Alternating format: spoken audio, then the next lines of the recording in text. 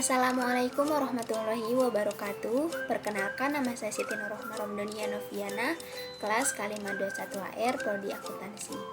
Pada kesempatan kali ini saya akan mempresentasikan mengenai tugas usaha saya yang berjudul Rumah Makan Gulai Kita untuk memenuhi tugas evaluasi tengah semester mata kuliah pengantar bisnis. Seiring berjalannya waktu, bisnis rumah makan kian berkembang dan menjamuri berbagai tempat. Di mana rumah makan berdiri, rumah makan ini hadir menawarkan pelayanan yang cepat dan praktis. Rumah Makan Gulai Kita merupakan perusahaan yang bergerak di bidang jasa penyediaan kebutuhan pangan, menyediakan dan menawarkan jasa pemenuhan kebutuhan pangan serta pelayanan yang menyertai kepada para konsumen. Dengan tema kekhasan hidangan olahan gulai pleku, makanan khas Aceh yang diharapkan mampu memberikan ciri khas cita rasa baru. Gulai pleku adalah kuliner yang berasal dari Aceh. Gulai khas Aceh ini merupakan gulai para raja yang dikenal dengan nama lain gulai pleku. Rumah makan gulai kita ini memiliki konsep seperti rumah makan tradisional dengan konsep seperti berada di daerah pedesaan dengan kenyamanan tempat makan yang sangat memanjakan pengunjung dalam menyantap semua hidangan. Adapun ciri khas pada menu makanan di rumah makan gulai kita ini adalah dengan menggunakan daun melinjo dan bubuk gulai khas Aceh.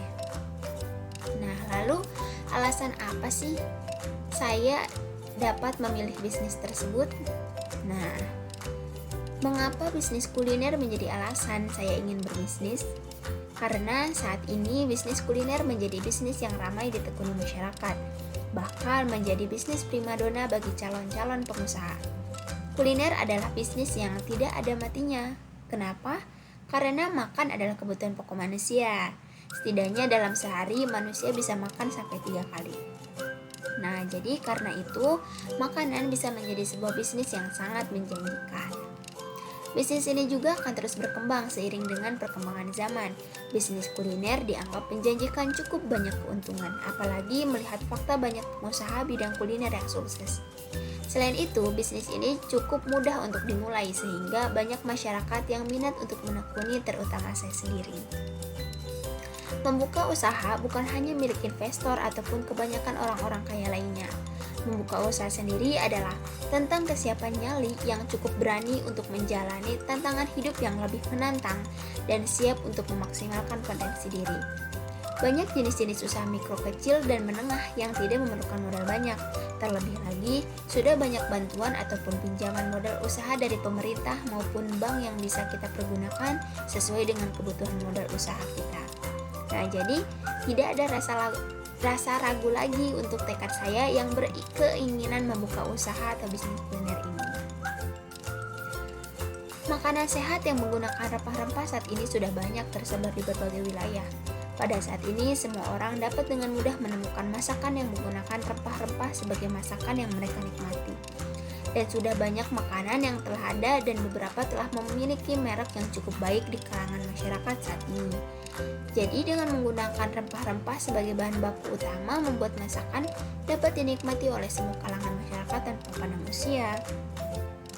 Dan dengan menggunakan konsep yang menarik dan dengan memanfaatkan cita rasa yang khas, saya yakin bahwa produk saya akan disenangi dan menjadi favorit di masyarakat. Apalagi kata fresh dalam sebuah makanan memiliki daya tarik tersendiri dalam kalangan masyarakat pada saat ini. Nah, lalu modal yang dikeluarkan untuk bisnis tersebut, berapa sih modal yang harus dikeluarkan untuk bisnis kuliner ini? Nah, untuk modal usaha yang diperlukan dalam membuka usaha warung makan sederhana ini sekitar 14-17 juta dengan estimasi keuntungan bersih mencapai puluhan juta rupiah per bulan. Dan mengenai cara kerja usahanya, saya itu banyak membeli dan memesan bahan kepada orang lain, kecuali daun melinjo karena ibu saya sendiri memproduksi daun melinjo. Jadi dapat memenuhi menu pada warung nantinya. Lalu dalam era digital seperti sekarang ini, sudah banyak orang yang mendaftarkan produk jualannya pada media sosial. Jadi tidak hanya terjun langsung di lapangan, dalam media pun kita harus aktif. Dan pastinya saya sendiri akan menterkaitkan usaha pada media juga seperti GoFood, GrabFood, ShopeeFood, Traveloka Eats, Dan sementara untuk pembayarannya dengan cara menerapkan sistem COD, karena tidak semua orang mempunyai uang cash dan juga untuk membangun kepercayaan kepada para konsumen. Dalam membangun usaha ini, saya lebih mengedepankan kepuasan pelanggan. Karena itu, setiap pelanggan harus diperlakukan secara layak. Dengan begitu, mereka puas atas pelayanan yang diberikan. Adanya pelayanan yang bagus tentu akan meningkatkan loyalitas konsumen terhadap usaha saya.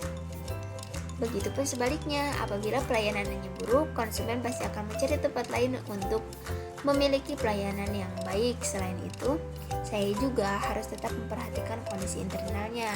Apakah semuanya dijalankan sesuai dengan metode yang ditetapkan atau malah melenceng dari peraturan. Karena kemampuan dan keahlian yang dimiliki setiap karyawan akan menghasilkan proses bisnis internal yang bagus. Selain bertambahnya jumlah konsumen, omset dan keuntungan yang didapat juga akan bertambah. Lalu, itu mau dibawa kemana sih bisnis ini nantinya? Bisnis yang berkembang dengan baik itu harus memiliki tujuan usaha yang jelas.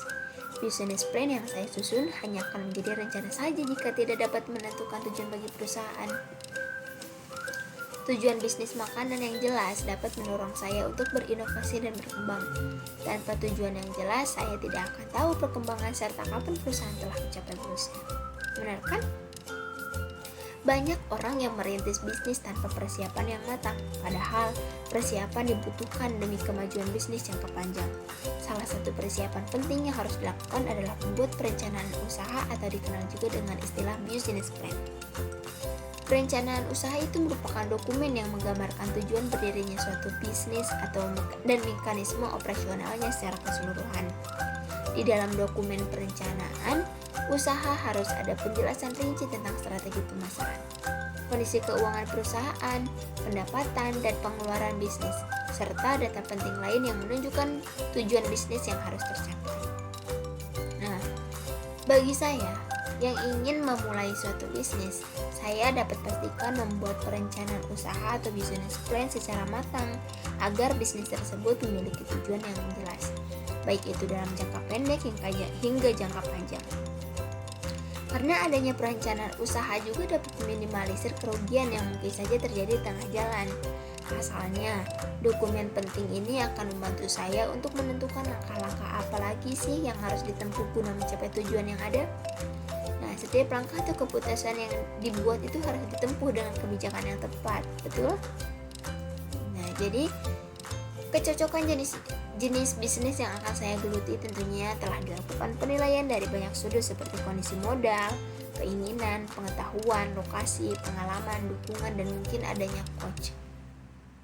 Dan bagi siapapun yang tidak atau belum pernah berwirausaha dan ingin belajar, maka ada nilai yang harus dikorbankan karena kegagalan. Bagi saya yang menganggap bahwa kegagalan adalah hantu yang selalu membayangi diri saya, maka penyesalan dan ketakutan akan selalu menempel setiap hari. Dalam belajar berwirausaha, tidak ada satupun para pembelajar mengetahui kapan kegagalan itu jatuh pada diri kita. Berapa lama waktu yang dibutuhkan kegagalan yang akan menghampiri saya? Apakah 3 bulan, 6 bulan, 1 tahun, 2 tahun, bahkan atau 3 tahun? Semakin lama waktu kegagalan menghampiri usaha kita, apakah semakin sakit rasanya dan makin sulit serta makin ragu kita untuk bangkit dan menghalau kegagalan tersebut. Banyak para pembelajar wirausaha susah bangkit, bahkan tidak percaya diri lagi dan menganggap kegagalan adalah takdir, nasib, garisan tangan, dan sebagainya. Padahal, kegagalan adalah bagian dari pembelajaran yang harus kita lalui karena kebodohan kita, atau juga bisa karena kita masih belum cerdas dan belum lihai dalam mengelola bisnis. Saat saya berani memutuskan masuk atau menjalani zona yang penuh resiko, maka tidak boleh lagi diri saya menganggap bisnis yang sedang saya bangun adalah iseng, sampingan, dan sebagainya. Tapi saya harus berpikir, berencana, dan bertingkah bahwa bisnis yang sedang saya bangun ini adalah masa depan bagi diri dan anak cucu saya nantinya. Jadi, mulai dari sekarang saya akan terus belajar dan memahami dengan matang tentang perbisnisan agar tidak ada lagi ketidaktahuan yang akan terjadi dengan bisnis saya 10 tahun yang akan datang. Karena pada dasarnya, apa yang terjadi 10 tahun akan datang bisa dipersiapkan dan direncanakan sejak dini. Karena bahayanya ketika saya tidak mempunyai bayangan apa yang akan terjadi dengan bisnis saya pada masa 10 tahun yang akan datang, maka saya harus siap untuk merekonstruksi ulang bisnis saya, atau akan dibiarkan mengalir seperti apa adanya. Dan 10 tahun lagi bisnis saya akan menghadapi masa yang sangat sulit dan jauh lebih sulit saat bulan pertama di bank. Nah, kesimpulannya adalah, jadi membuka usaha itu bukan hanya milik investor ataupun kebanyakan orang-orang kaya lainnya. Membuka usaha sendiri adalah tentang kesiapan nyali yang cukup berani untuk menjalani tantangan hidup yang lebih menantang dan siap untuk memaksimalkan potensi diri. Bisnis yang berkembang dengan baik harus memiliki tujuan usaha yang jelas. Business plan yang kita susun hanya akan menjadi rencana saja jika kita tidak dapat menentukan tujuan bagi perusahaan. Dan sarannya, jika Anda trauma dengan kegagalan, maka jangan pernah berusaha mencoba untuk belajar masuk ke zona ketidakpastian. Dan sebaliknya, jika Anda merasa mendapatkan manfaat dari kegagalan tersebut, maka Anda telah lulus dalam belajar berwirausaha. Mungkin cukup sekian, kurang dan lebihnya mohon maaf. Wabillahi taufiq wal hidayah. Wassalamualaikum warahmatullahi wabarakatuh.